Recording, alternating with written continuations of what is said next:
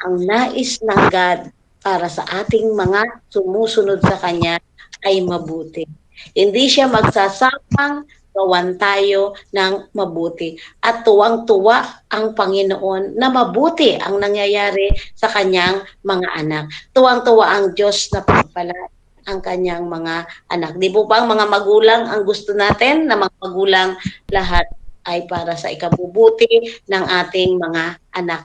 Ay, ang God natin mismo, ang nais niya ay para sa ikakabuti nating lahat. Pero may mga pagkakataong nakakaranas tayo ng hindi mabuting sitwasyon. Narinig ko kanina sa panalangin ng opening prayer. Ano yung nasabi doon sa opening prayer? Bagamat hindi maayos or hindi mabuti, pero sa harapan ng Diyos, ito'y para sa ikabubuti natin. Amen po ba? Akala lang natin lahat ay bakit hindi mabuti? Akala ko po ba ay Diyos ay mabuti? Bakit may hindi mabuting nangyayari? Hindi po yun. Masama, yun po ay para sa ikabubuti natin. Kung naalala niyo, may share ako minsan sa inyo na yung tungkol sa pagkamatay ni Lazaro na ang sabi ng Panginoong Jesus ay patay si Lazaro. Pero nagpapasalamat ako dahil kasama ko kayo nang sa gayon maluwalhati ang Diyos. Ano pong ibig sabihin nun? Dahil pangyayaring yun lalong may intensify, may strengthen yung faith ng mga tao at yung paniniwala sa Kanya dahil yung pangyayaring yun ang gagawa siya ng paraan para magkaroon ng himala. Ganon din po sa buhay ng mga tao, ng mga sumusunod sa Panginoon. Kapag may hindi magandang nangyayari sa atin, ito ay pagpapakita ng Diyos na siya'y mabuti, siya'y tapat, at siya'y makapangyarihan sapagkat doon kikilos ang Diyos. Kung gaano makikita ngayon mapapatunayan kung gaano rin tayo katapat sa ating pananampalataya sa ating Panginoon. Kaya po, yun ang napakagandang pangako ng Diyos. Pagpapalain niya ang mga sumusunod niya, hindi sa habang buhay, kundi sa habang panahon. At tuturuang sumunod sa Kanya.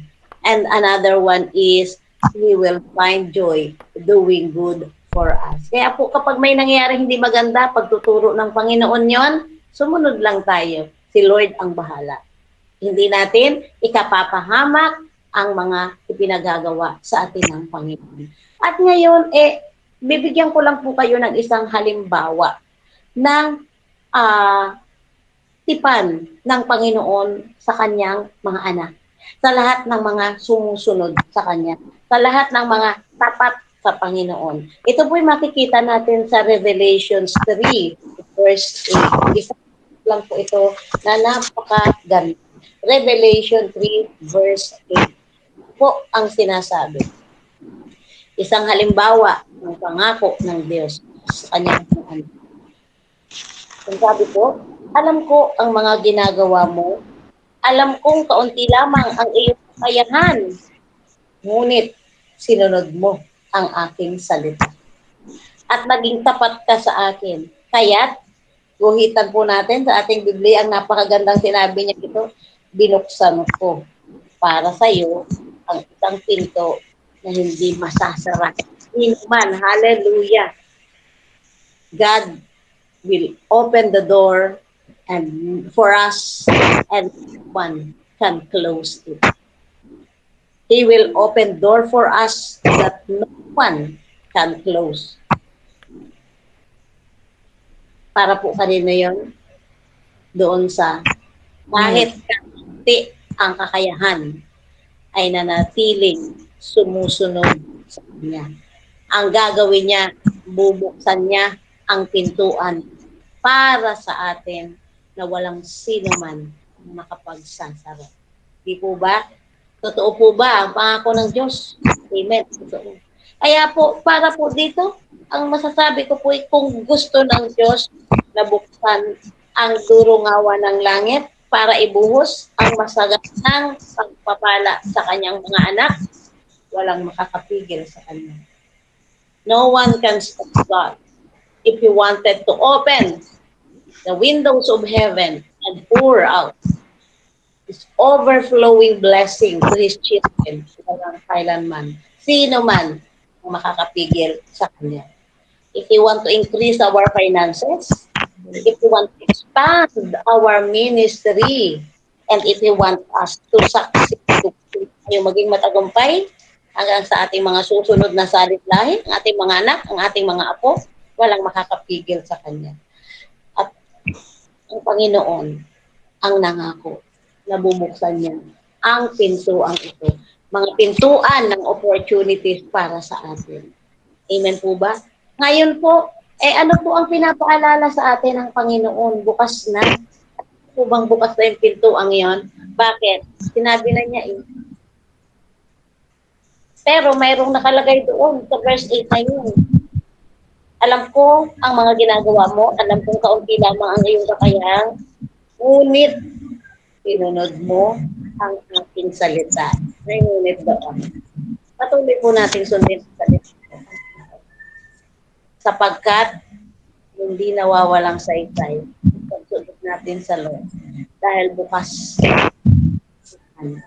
binuksan na niya yung pintuan para sa atin.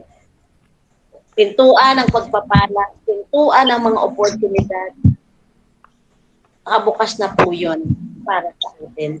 At walang kailanman makapagsara. Ito lamang po ang kung minsan ang nakakalungkot sa ibang mga Kristiyano. Nalilimutang hindi na nakalak yung pintuang yun. Binuksan na yun ng ating Diyos nang tayo po ay kumilala sa Kanya sa pamamagitan ng Panginoon Jesus. Ano po ngayon ang ibig sabihin nun? May access tayo. May access na tayo sa through Jesus. At dahil may access na tayo sa mga pangako ng Diyos dahil sa ating relasyon kay Kristo, ang paalala po sa atin, huwag nating sayangin yung access na yun.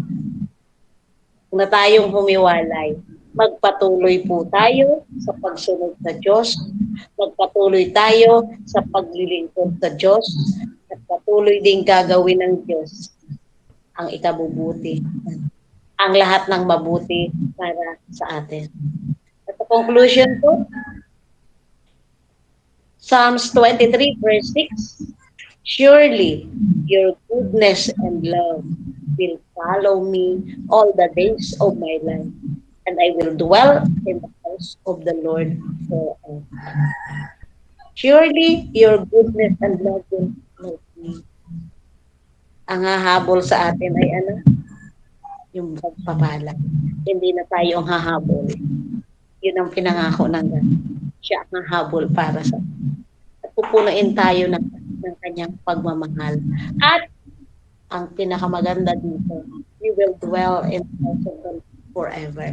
Kaya po sa mga nakakaramas, kuminsan, nakalungkutan, just dwell in the house of God. Always feel the joy in the presence of God. Purihin po ang Diyos at atin pong ideklara ng bawat isa po sa atin sa iglesia ng Diyos sa Santissimo. Ang mga mananampalataya will always dwell in the house of God. Hindi po ibig sabihin ng dwelling in the house of the Lord is maghapong sa church titira. Ang ibig po sabihin ng dwelling in the house of the Lord forever is presensya ng Diyos. Laging nararanasan ang joy every time na makikipag-communion, makikipag-usap sa Lord, purihin sa aming Diyos. Ama, salamat. Ang mga salita mong ito ay lalong higit na magpapalakas ng aming pananampalataya. Salamat, Panginoon. Hindi ka tumitigil sa paggawa ng mabuti sa amin. Kaya Lord, minsan patawarin kami dahil nalilimutan namin na lahat ang nangyayari. Ano man ito, Panginoon, may mabuting plano sa huli. Lord, I pray and declare blessing sa mga kapatid kong ito. I pray and declare, Father, open heaven for them. Hindi lang sa kanila, kundi sa kanilang mga pamilya, kakuabuhan, Panginoon. I pray and declare